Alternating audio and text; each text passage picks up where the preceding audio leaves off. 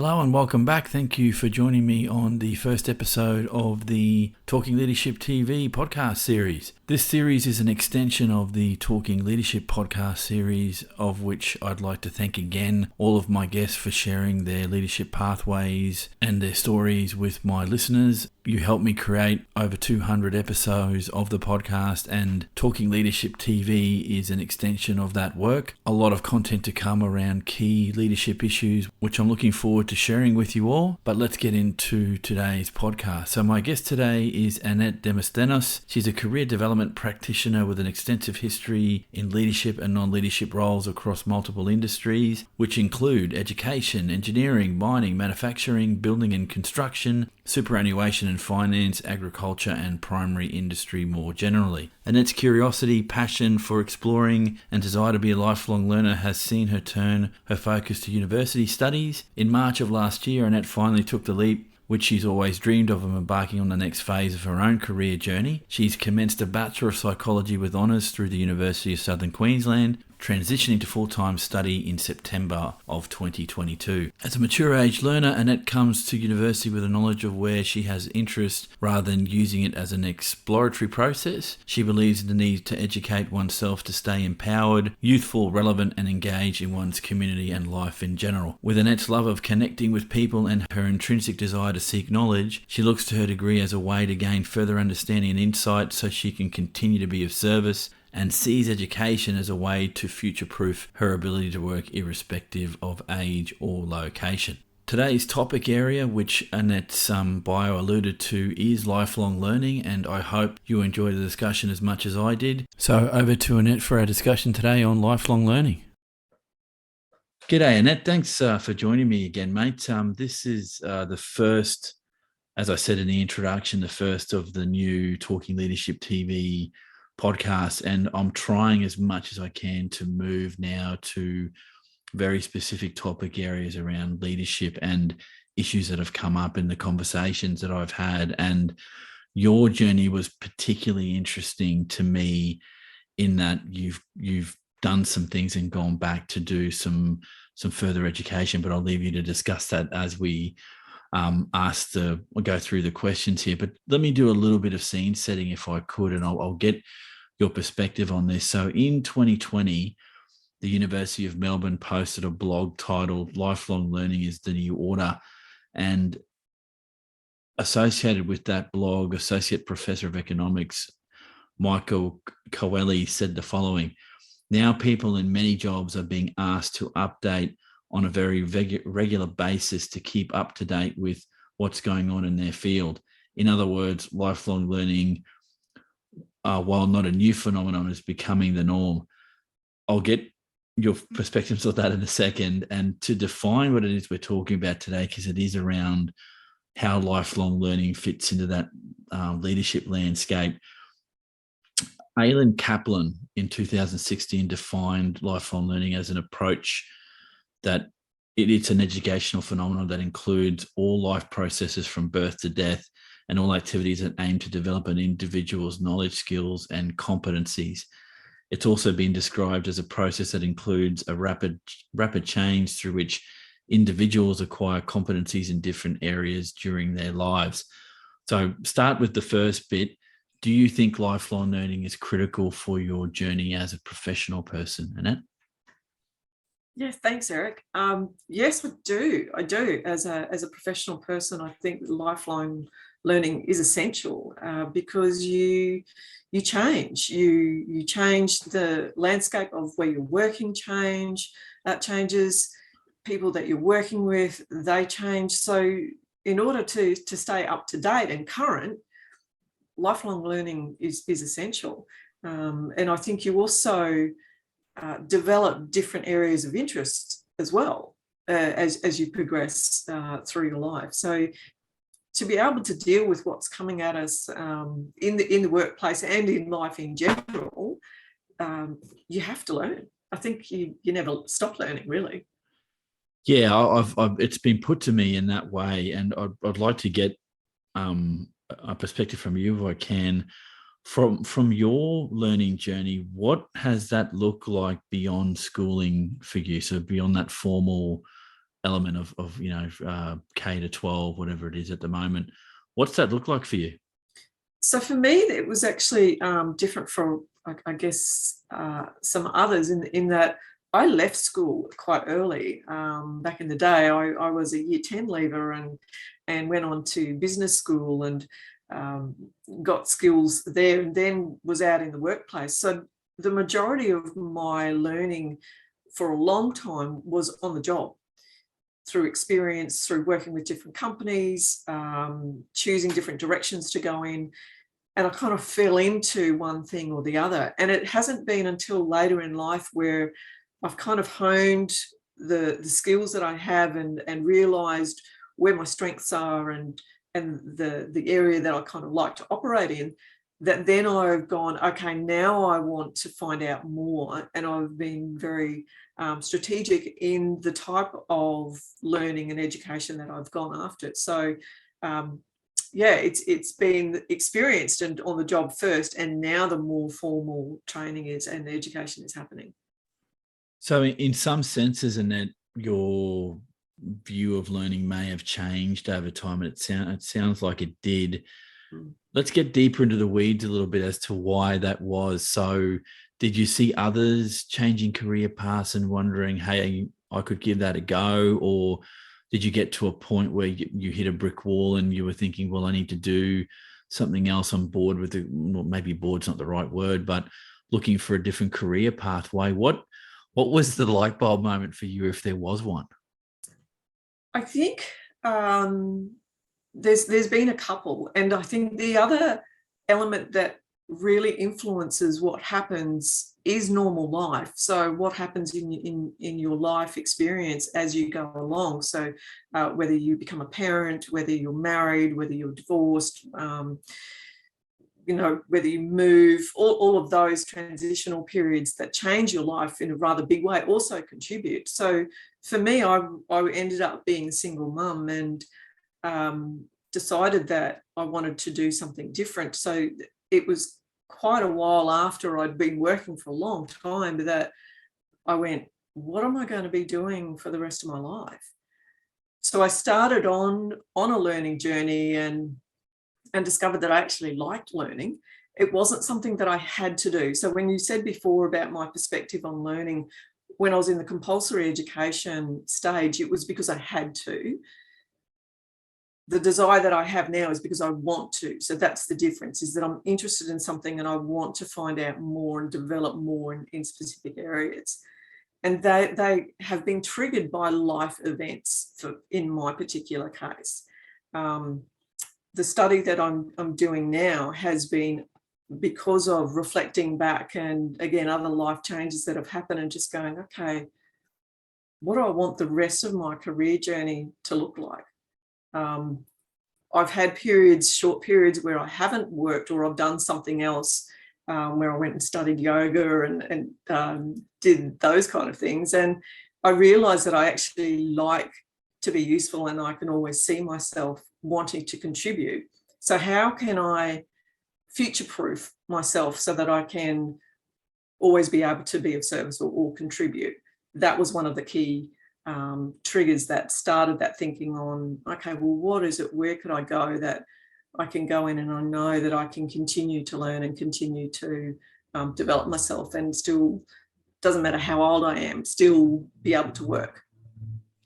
Yeah, a couple of things. Age should never be a barrier. I think we're both in that cohort in going into our 50s and looking back at a lifetime of being in the workplace and doing both formal and informal learning. I have no way to how to tease out whether the informal learning I've had has been more critical to me than my formal learning. And I've said this before on the podcast, and I'll say it again. I have no discernible skills other than an ability to sit down and read and write some essays and get some formal qualifications. So that's the pathway that I took. Interesting that you said, well, I did some yoga. Well, that's a form of learning that's not formalized. You don't have to go to uni or TAFE or some other formal institution to learn it. And this slightly off track, but I think it's still related to what you've done, is do you think those experiences of learning that weren't formal have been a catalyst to do other things? So when you did the yoga, did that open your thinking to other things or not? Definitely, yes, because the desire to explore that pathway, and it was extensive learning. I spent probably 4 years going through different yoga courses and specialising in a certain area, and it started this thirst of, oh, I can actually do this. So one, it gave me the confidence to go, yes, it is something that I'm capable of doing, and it opened my eyes to going, wow, I can actually do this. There are other things out there. What might that look like? And then changing of jobs and etc. has also contributed as well, and have kind of made me turn my head and go, okay, I'm going to move away from that and add in this bit. So it's been more of a selection as I go along, rather than just going, oh, I'm just going to go here and see what happens. It's been more selective. So that those informal learning definitely have triggered, definitely. Yeah, thank you for that. Annette, let me bring this, if I can, to lifelong learning and organisation. So I'll ask two questions, and here's the first one. Mm-hmm. What's your experience of work taught you about an organisation's commitment to lifelong learning? So I know, and you don't have to list the organisations, because I will put a link in the video description here on the other podcast sessions that you've helped me with, a one-on-one that we did and a panel session. And again, without naming the organisations, do you think they've been committed to the idea of lifelong learning or not, or somewhere in between? I think they have. I think I've been fortunate to be involved with organisations that are passionate about education and growth, professional development and growth. So I think the organisations that I have worked with have definitely been supportive of it, and in some cases have driven that with the direction that they have wanted to go. There's been gaps of knowledge, so in order to fill those gaps, you have to upskill. So yeah, definitely. Second question then, is lifelong learning a shared responsibility? And why?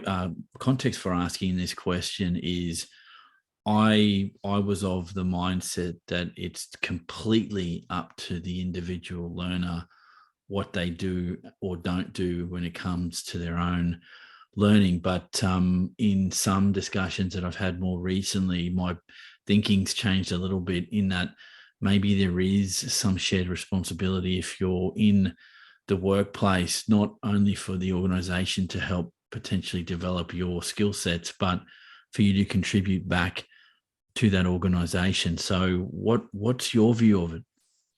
I'd agree with the latter, Eric. I think that there is a shared responsibility, and I think as organisations that have a conscience and want to develop their people and to meet the demands of their businesses and the marketplace,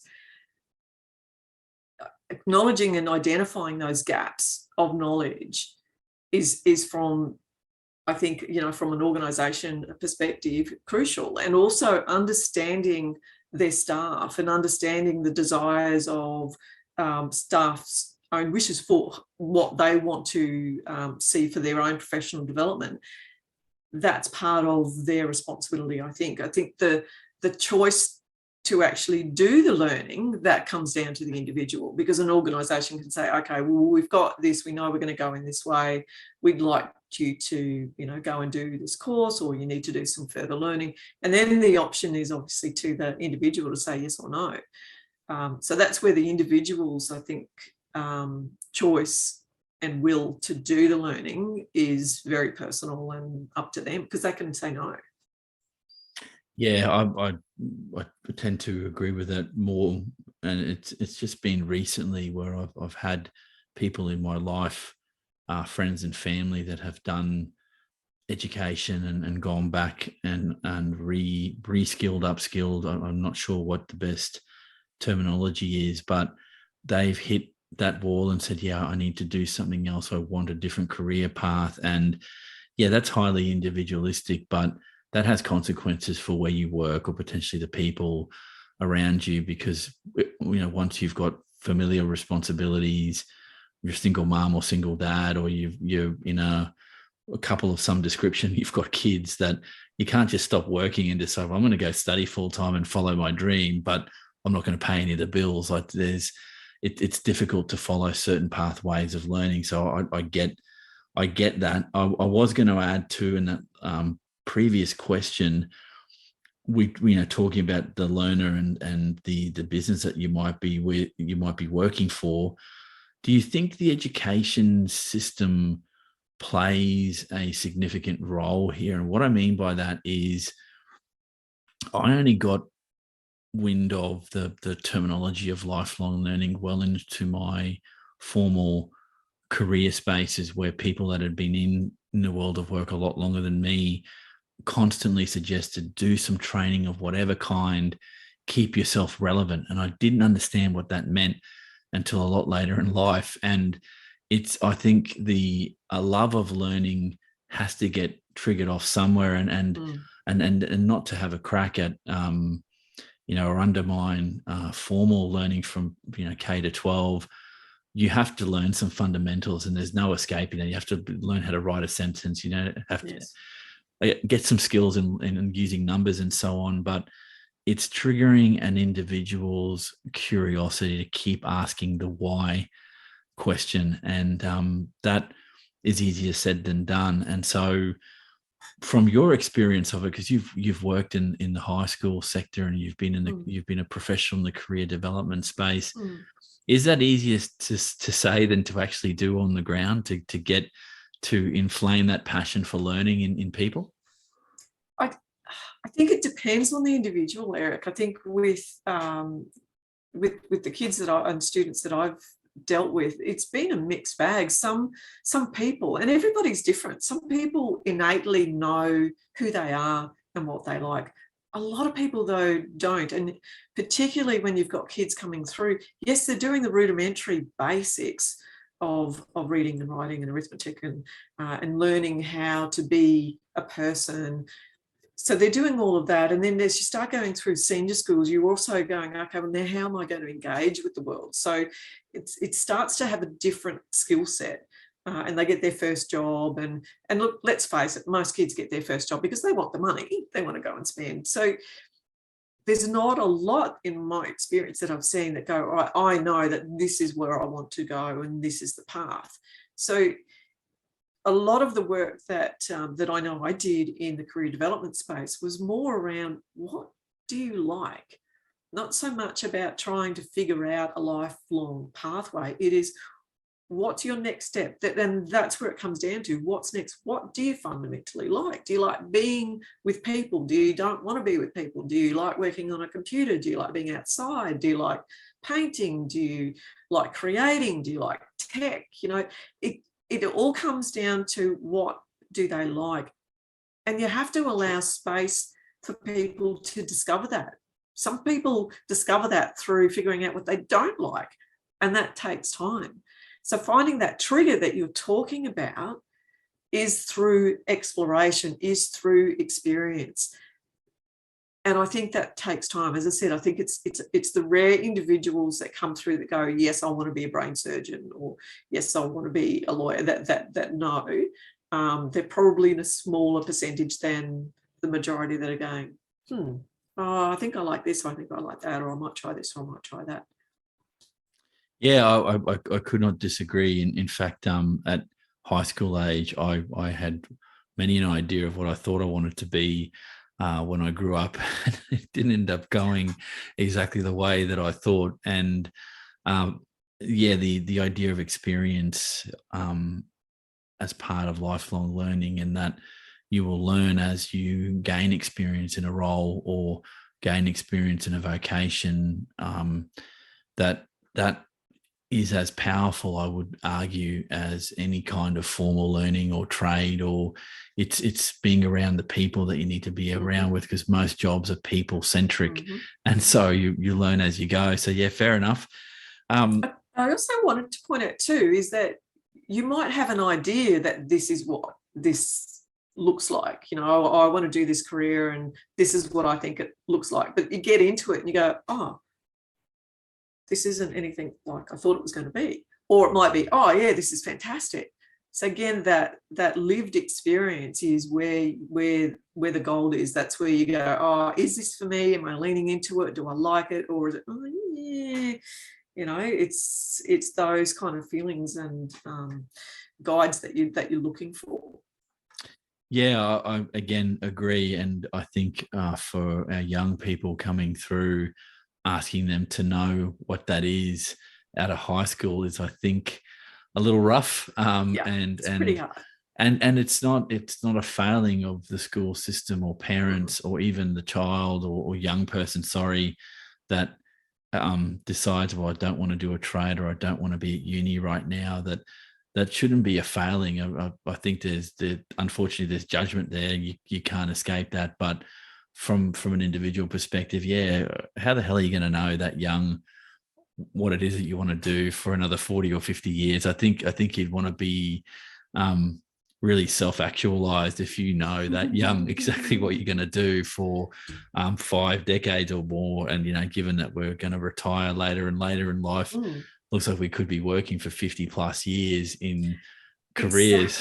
Exactly. And the other thing too is that it's more than likely we know that people are going to chop and change careers, up to 7-8 times during their lifetime.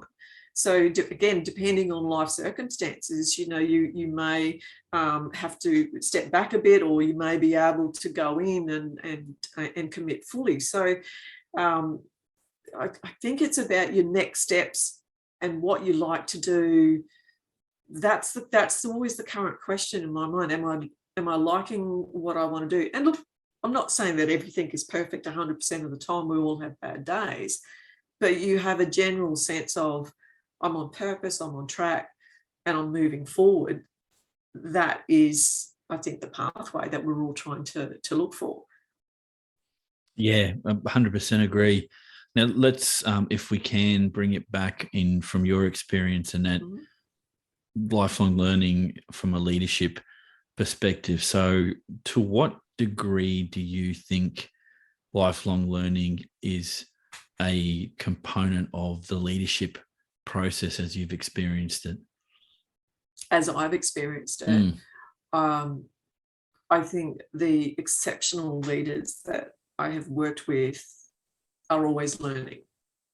They're always keeping an eye on what's happening in their world and in their fields. They're engaging with other peers in their fields. They're members of professional organisations who have CPD as part of their requirements to be members, requiring people to be up to date. So the leaders that I've worked with that have really done it well and understand people and understand their business have continued to educate themselves and have been quite open about the fact that they don't know everything, that they are still open to that learning, quite humble in some respects. So I think it's a key element of being an authentic and good leader.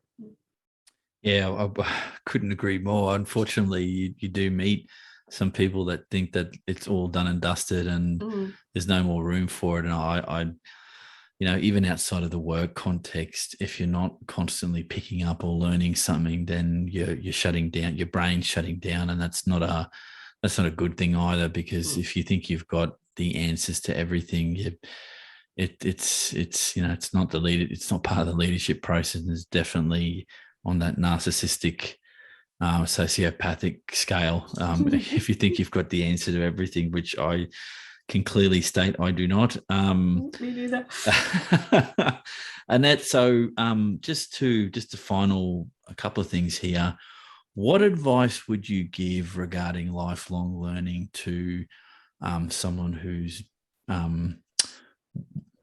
potentially at a crossroads, thinking about where their learning needs to go, or as part of a toolkit for understanding what lifelong learning means? From your experience, what advice would you give to my audience here about the topic?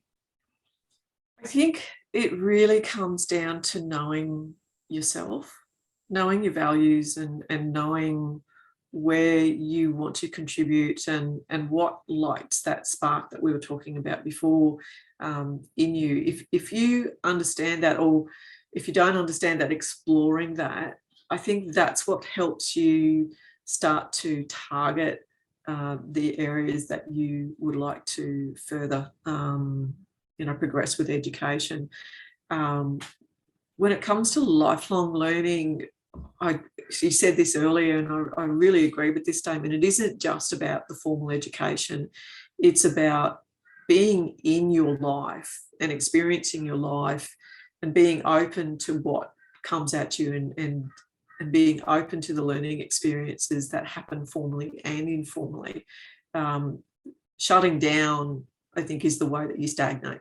If you're not open and willing to listen and have your eyes open, then you really do yourself a disservice by shutting down. So I'd really just recommend opening, talking to people, networking. All of those things are really great strategies for finding where you might like to go next, and it's amazing what can pop up in front of you when you least expect it.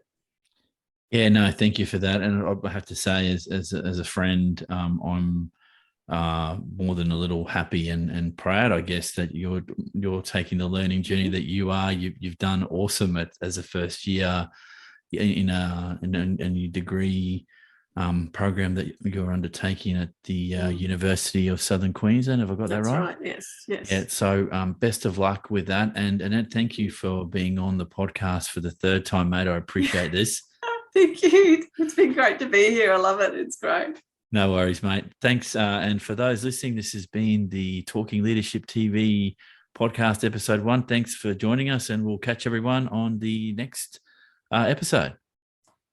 Thanks for following the podcast. Please like, or better yet, subscribe to help me build the channel. Thanks again for supporting Talking Leadership TV, and I'll catch everyone on the next podcast.